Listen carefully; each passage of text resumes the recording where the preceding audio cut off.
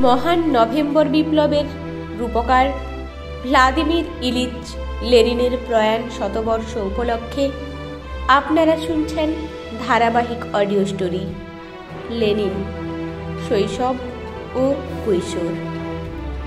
আজ চতুর্থ ও অন্তিম পর্ব। এআইডিএসওর পশ্চিমবঙ্গ রাজ্য কমিটির ডিজিটাল প্ল্যাটফর্ম ছাত্র সংহতি ডিজিটালের উদ্যোগে নিবেদিত এই অডিও স্টোরির প্রথম 3টি পর্বে আমরা শুনেছি লেনিনের অসাধারণ মেধা, ধৈর্য শক্তির কথা। শুধু পড়াশোনা নয়, খেলাধুলা হই হুল্লোড় করাতেও তার জুড়ি মেলা ছিল ভার। তবে বেপরোয়া ছিল না সে। তার লেখার হাত ছিল চমৎকার, আর লেখাগুলি ছিল প্রাণবন্ত, তথ্য সমৃদ্ধ। নিজের সাথে সাথে সহপাঠীদের এগিয়ে আনার জন্য তার নজর ছিল খুব।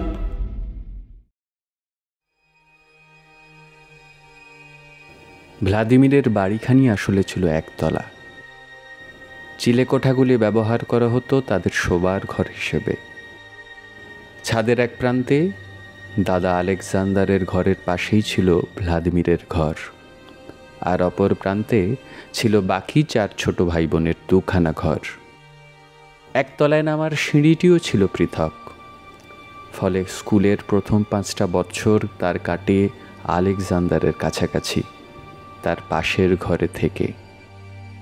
সঙ্গে সঙ্গে থেকে করণীয় প্রতিটি কাজ সম্পর্কে দাদার দায়িত্বশীল মনোভঙ্গি আত্মস্থ করে নেয় সে।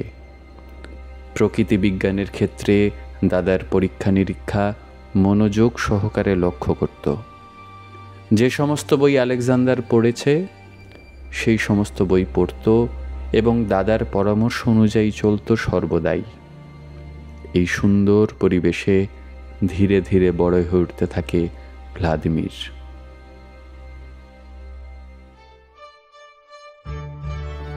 তাদের প্রায় সমস্ত বাগান ভরা ছিল আপেল, চেরি ফল এবং নানা জাতের বেরি ঝোপে। ভারী চমৎকার একটা ফুল বাগানও ছিল। ভ্লাদিমিরের মা বাগান করতে ভালোবাসতেন বলে তিনিই ছিলেন এসবের আসল কর্ত্রী, আর ভাই বোনের দল তার ফাই ফরমাস খাটত। বাগানের আশ মিটিয়ে খাওয়ার মতো যথেষ্ট ফল আর বেরি ফলত। কিন্তু এ ব্যাপারে একটা বিশেষ নিয়ম চালু করেছিলেন তাদের মা। আপেলগুলোয় যখন পাক ধরতে শুরু করত, তখন শুধু গাছের নিচে ঝরে পড়া আপেলই তারা কুড়িয়ে খেতে পারত। গাছ থেকে আধ পাকা বা কাঁচা আপেল পাড়ার হুকুম ছিল না তাদের। ভাই বোনেরা শুধু সেই সব আপেলই খেতে পারত যেসব জাতের আপেল আগে পাকত আর নষ্ট হয়ে যেত তাড়াতাড়ি। অন্যান্য জাতের আপেল রেখে দেওয়া হতো শীতকালে খাওয়ার জন্যে কিংবা জ্যাম বানানোর জন্য। ফলে হেমন্তের মাসগুলোতে সারা শীতকাল জুড়ে প্রচুর আপেল খেতে পেত তারা। ভ্লাদিমিরের মা অতিথিদের বলতেন, বাগানের আর সব গাছ থেকে ফল খেতে বাচ্চাদের কোনো বাধা নেই। আমি ওদের বলেছি কেবল এই 3টে গাছের ফলে 20 তারিখের আগে হাত না দিতে। 20 তারিখ ছিল ভ্লাদিমিরের বাবার জন্মদিন। ছেলে মেয়েদের ধমকাধমকি না করে বা অতিমাত্রায় নিষেধের বেড়াজালে না বেঁধেও এইভাবে তাদের মা সব ব্যাপারে শৃঙ্খলা রক্ষা করতেন। ভ্লাদিমির ইলিচ তার ব্যক্তিগত জীবনে যে বিচক্ষণতা, শৃঙ্খলাবোধ ও মিতব্যয়িতার পরিচয় দিয়ে এসেছেন এবং রাষ্ট্র গঠনের ক্ষেত্রে তার কমরেডদের কাছ থেকে যা কিছু সে দাবি করেছেন, সেই সব কিছুই হাতে খড়ি হয়েছে তার এই ছেলেবেলায়। 1886 সাল। ভ্লাদিমিরের বয়স যখন প্রায় 16 বছর, তখন তাদের এই সুখী পরিবারে নেমে এলো প্রচণ্ড আঘাত। 12ই জানুয়ারি ভ্লাদিমিরের বাবা মারা গেলেন। আলেকজান্ডার তখন পিটার্সবুর্গে। বাড়িতে উপস্থিত ছেলে মেয়েদের মধ্যে ভ্লাদিমির ছিল বয়সে সবচেয়ে বড়। সেই কিশোর বয়স সত্ত্বেও মায়ের দেখাশোনার ব্যাপারে অসম্ভব মনোযোগ দিয়েছিল সে। মায়ের চিন্তাভাবনা ও দায় দায়িত্বের বোঝা লাঘব করার চেষ্টায় সে এগিয়ে এসেছিল। সেবার শীতকালে সিম্বিসকে ক্রিসমাসের ছুটি কাটাতে এসে বাবার মৃত্যুর সম্মুখীন হতে হয় দিদি আন্না ওলিয়ানভাকে। ওই সময় তাকে পিছিয়ে পড়া লাতিন ভাষাটাও একটু ঝালিয়ে নিতে হচ্ছিল। ভ্লাদিমির ভাষাটা ভালো জানত বলে সে সাহায্য করছিল তার দিদিকে। ভ্লাদিমির বলতো, স্কুলের পাঠ্যসূচির জন্য বড্ড বেশি সময় দেওয়া হয়েছে। যে কোনো যোগ্য ছাত্রছাত্রী 8 বছরের জন্য নির্দিষ্ট এই পাঠ্যসূচি অনায়াসে 2 বছরেই শেষ করতে পারে। ভ্লাদিমির সেটা প্রমাণ করেছিল হাতে কলমে।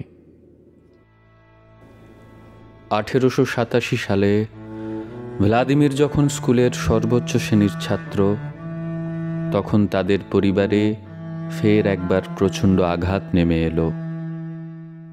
যার তৃতীয় আলেকজান্ডারকে হত্যা করার চেষ্টার অংশ নেওয়ার অভিযোগে সেন্ট পিটার্সবুর্গে গ্রেপ্তার হলো তাদের বড় ভাই আলেকজান্ডার। ভ্লাদিমিরই প্রথম এই মর্মান্তিক খবর পেল। মাকে এই আঘাতের জন্য তৈরি করার ভারও নিতে হলো তাকেই। তাদের এক আত্মীয় সিম্বিসকে তাদের পরিবারের বন্ধু স্কুল শিক্ষিকা কাস্কাদাম্ভাকে চিঠি লিখে জানিয়েছিলেন আলেকজান্ডার এবং সে গ্রেপ্তার হয়েছে। তাদের মাকে এই আঘাতের জন্য তৈরি করার ভারও তিনি দিয়েছিলেন ভ্লাদিমিরের ওপর। চিঠিখানা পেয়ে কাস্কাদাম্ভা ভ্লাদিমিরকে স্কুল থেকে ডেকে পাঠালেন। পড়তে দিলেন চিঠিটা। ভ্রু দুটো কুঁচকে গভীর চিন্তায় ডুবে অনেকক্ষণ চুপ করে দাঁড়িয়ে থাকলো ভ্লাদিমির। সবার এতদিনের চেনা সেই হাসি খুশি বাচ্চা ছেলে বলে তাকে তখন মনে হলো না। মনে হলো সামনে দাঁড়িয়ে আছে এক পোড় খাওয়া বয়স্ক লোক। উত্তরে শুধু বলল, আলেকজান্ডারের পক্ষে ব্যাপারটা খুবই গুরুতর হয়ে দাঁড়াবে মনে হচ্ছে। ব্যাপারটা সত্যিই খুব গুরুতর হয়ে দাঁড়িয়েছিল। জারের হত্যার প্রয়াসের অন্যতম নেতা হিসেবে প্রাণদণ্ডে দণ্ডিত হল আলেকজান্ডার। 1887 সালের 8ই মে তার প্রাণদণ্ড কার্যকর হল। এই মর্মঘাতী বিচ্ছেদ বেদনাকে অত্যন্ত ধীর স্থিরভাবে গ্রহণ করল ভ্লাদিমির। পড়াশুনো চালিয়েও গেল যথারীতি, কিন্তু তার আগের চেয়ে সে হয়ে উঠল অনেক বেশি চুপচাপ ও দায়িত্বশীল। প্রায় সে ভাবত আলেকজান্ডার সম্ভবত সংগ্রামের সঠিক পথ বেছে নেয়নি। বলতো, আমরা এ পথে যাব না, এটা ঠিক পথ নয়। জারের চোখে জঘন্য অপরাধী আলেকজান্ডারকে স্বর্ণপদক আর প্রথম শ্রেণীর সার্টিফিকেট পুরস্কার হিসাবে দেওয়ায় সিম্বিসকে স্কুল কর্তৃপক্ষ তিরস্কৃত হলো। মনে হতে লাগলো আলেকজান্ডারের ভাই ভ্লাদিমিরকে অন্তত স্বর্ণপদক পুরস্কার দেওয়া হবে না। কিন্তু স্কুলের 8 বছরের পড়াশুনোয় ভ্লাদিমিরের সাফল্য এত অসামান্য ছিল এবং স্কুল ফাইনাল পরীক্ষায় তার উত্তরপত্রগুলো এমনই চমৎকার যে তাকে স্বর্ণপদক না দেওয়া একেবারে অসম্ভব হয়ে দাঁড়ালো। এমনকি পরে ওলিয়াও স্কুল শেষ করার পর স্বর্ণপদক পেয়েছিল। স্বর্ণপদক অর্জনের সাফল্য সহ স্কুলের পাঠ শেষ করার পর ভ্লাদিমির ভর্তি হলো কাজান বিশ্ববিদ্যালয়ের আইন বিভাগে। ভ্লাদিমিরের মা তার সিম্বিসকের বাড়ি আর যা কিছু অপ্রয়োজনীয় বলে মনে করলেন সে সমস্তই বিক্রি করে ছেলে মেয়েদের নিয়ে চলে এলেন কাজানে, তাদের নতুন বাড়িতে।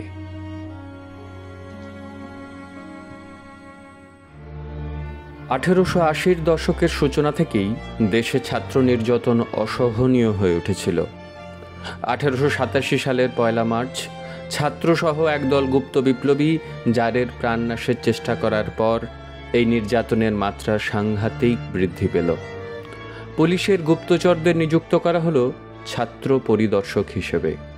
ছাত্রদের সর্বপ্রকার সংঘ সমিতি, এমনকি সবচেয়ে নির্দোষ সংগঠনগুলোও ভেঙে দেওয়া হলো। তাদের সব রকমের সংগঠন বন্ধ করে দেওয়া হলো। বহু ছাত্রকে হয় গ্রেপ্তার আর নয়তো শিক্ষা প্রতিষ্ঠানগুলো থেকে বহিষ্কার করা হলো। ফলে ছাত্রছাত্রীরা প্রতিবাদ জানালো সব কটি বিশ্ববিদ্যালয় থেকে। ছাত্র বিক্ষোভ ফেটে পড়ল কাজান বিশ্ববিদ্যালয়েও। নিষিদ্ধ এক ছাত্র সমাবেশে যোগ দেওয়ার অভিযোগে ভ্লাদিমিরও বিশ্ববিদ্যালয় থেকে বহিষ্কৃত হলো। তাকে অন্তরীণ করে রাখা হলো কোকুশকিনো গ্রামে। বিশ্ববিদ্যালয়ে ভ্লাদিমিরের ছাত্রজীবনের অবসান ঘটল এই বহিষ্কারের ফলে। দেশের সবকটি বিশ্ববিদ্যালয়ের দরজাও তার সামনে বন্ধ হয়ে গেল। বারবার সে আবেদন জানাতে লাগলো ফের তাকে বিশ্ববিদ্যালয়ে নেওয়ার জন্য, কিন্তু আলেকজান্ডার উলিয়ানোভের ভাই বলেই বারবার সবকটি দরখাস্ত নামঞ্জুর হলো। শেষ পর্যন্ত আইন বিভাগের পরীক্ষাগুলো তাকে দিতে দেওয়ার পরই ভ্লাদিমিরের আনুষ্ঠানিক শিক্ষালাভ শেষ হয়। সে তার নিজের ক্লাসের ছাত্রছাত্রীদের সঙ্গেই আইন বিভাগের শেষ পরীক্ষায় উত্তীর্ণ হয়। ব্যাপারটা এমন ঘটল যেন সে কোনোদিন বিশ্ববিদ্যালয় থেকে বহিষ্কৃতই হয়নি। সে সময় অনেকেই এটা দেখে আশ্চর্য হয়েছিলেন, জীবনে পরপর এতগুলো ধাক্কা সামলানো সত্ত্বেও ভ্লাদিমিরের একটা পাঠ্যবর্ষও নষ্ট হয়নি। বিশ্ববিদ্যালয়ের সম্পূর্ণ পাঠ্যক্রম নির্দিষ্ট 4 বছরে শেষ করার পরিবর্তে সে শেষ করল 2 বছরে। ওই সময়ে কয়েক বছরের মধ্যেই প্রথমে কাজানে ও পরে সামারায় থাকার সময় ভ্লাদিমির হয়ে ওঠে একনিষ্ঠ ও খাঁটি বিপ্লবী। সকল বিপদ আপদে নির্ভীক এবং শ্রমিক শ্রেণীর স্বার্থে সম্পূর্ণ সমর্পিত প্রাণ। মার্কস এঙ্গেলসের রচনাবলী গভীরভাবে অধ্যয়ন করত সে। মার্কস ও এঙ্গেলসই দেখান যে সকল দেশের পুঁজিপতিরা শ্রমিকদের ওপর নিপীড়ন চালাচ্ছে ও শ্রমিকদের হাড় মাস শুষে আহরণ করছে বিপুল সম্পদ। ভূস্বামীরা ধনী হয়ে উঠছে কৃষকদের শ্রমের ফল আত্মসাৎ করে। মার্কস এঙ্গেলস লিখলেন, সকল প্রকার শোষণ ও উৎপীড়নের অবসান ঘটানোর একটিই মাত্র পথ আছে, তা হলো শ্রমিকদের ঐক্যবদ্ধ হওয়া এবং সকল শ্রমজীবীর সম্মিলিত প্রয়াসে ভূস্বামী ও পুঁজিপতিদের শাসনকে উচ্ছেদ করা, নিজেদের হাতে শাসন ক্ষমতা গ্রহণ করা, নতুন এক সমাজ ব্যবস্থার প্রবর্তন ঘটানো ও সকল মানুষের জীবন সুখময় করে তোলা।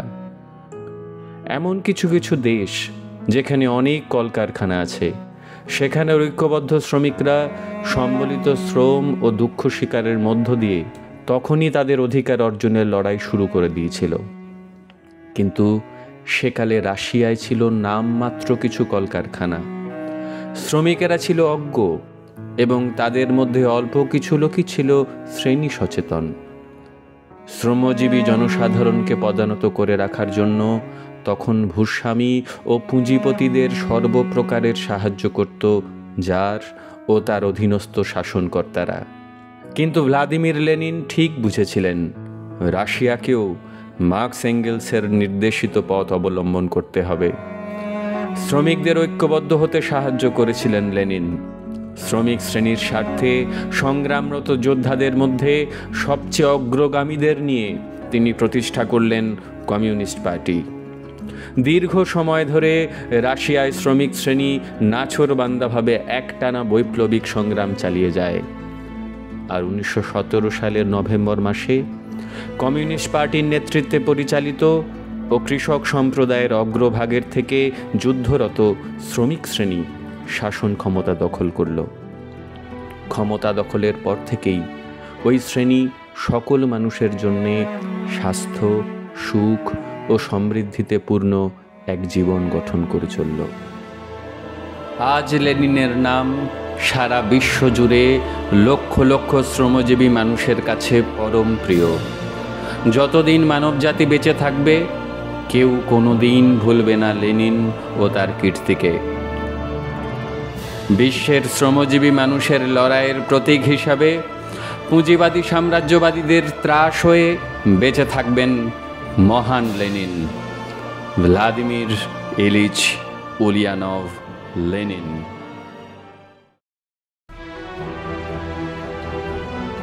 মহান নভেম্বর বিপ্লবের রূপকার অন্যতম মার্ক্সবাদী দার্শনিক লেনিনের প্রয়াণ শতবর্ষ উপলক্ষে 4টি পর্বে লেনিন শৈশব ও কৈশোর অডিও স্টোরিটি আমরা প্রকাশ করলাম। আমাদের এই নিবেদন আপনাদের কেমন লাগলো কমেন্ট বক্সে জানান। আগামী দিনে আর কী ধরনের পরিকল্পনা নেওয়া যেতে পারে তার পরামর্শ দিন। দেশ ও দেশের বাইরে প্রগতিশীল ছাত্র আন্দোলনের ধারাবাহিক খবর পেতে আমাদের ফেসবুক পেজ ও ইউটিউব চ্যানেলটি ফলো ও সাবস্ক্রাইব করুন।